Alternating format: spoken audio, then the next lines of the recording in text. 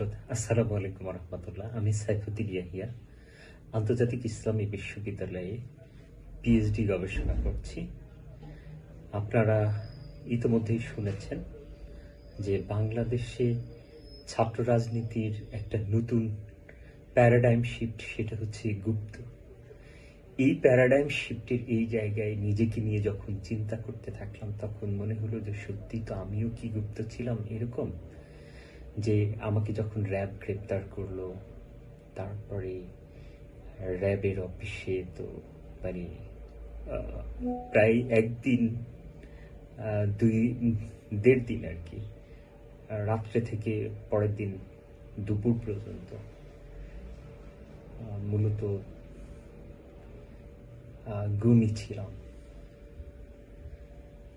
এরপরে জীবনে 110টার উপরে মামলা, যাবজ্জীবন সাজা হলো। যাবজ্জীবন তো নর্মালি 30 বছর, এর চেয়েও আরো 10 বছর বাড়িয়ে দিল। আমাকে এমন একটা ইঞ্জেকশন দেওয়া হয়েছিল যে ইঞ্জেকশন দেওয়ার পরে আমি প্রায় মারাই যাচ্ছিলাম, এরকম অবস্থা। পরে মানে আদালত থেকে এন্টি ইঞ্জেকশন দিতে বলার পরে তারপরে এরপরে আমার অবস্থা খারাপ দেখে এন্টি ইঞ্জেকশন দেওয়ার পরে আমি সুস্থ হই।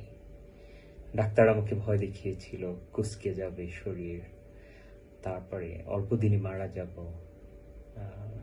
জানি না কি হবে।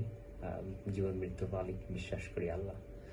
তা এখন এই জায়গায় যখন আমি র্যাবের হাতে বন্দী ছিলাম, রিমান্ডে ছিলাম, জেলখানার মধ্যে 3 বছর থেকে 3.5 বছর ছিলাম। এই জীবনটাকে তো আসলে একটা জেলের ভিতর জেল, তার ভিতরে সেল, সেই সেলে ছিলাম। তো এটা সামগ্রিকভাবে আমার কাছে মনে হয়েছে, তো এটা তো সত্যি একটা গুপ্ত জীবনী।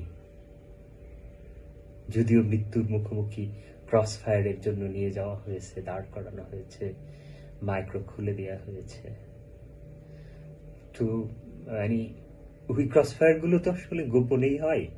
এই জন্য আমার কাছে মনে হয়েছে যে গুপ্তই ছিলাম। তো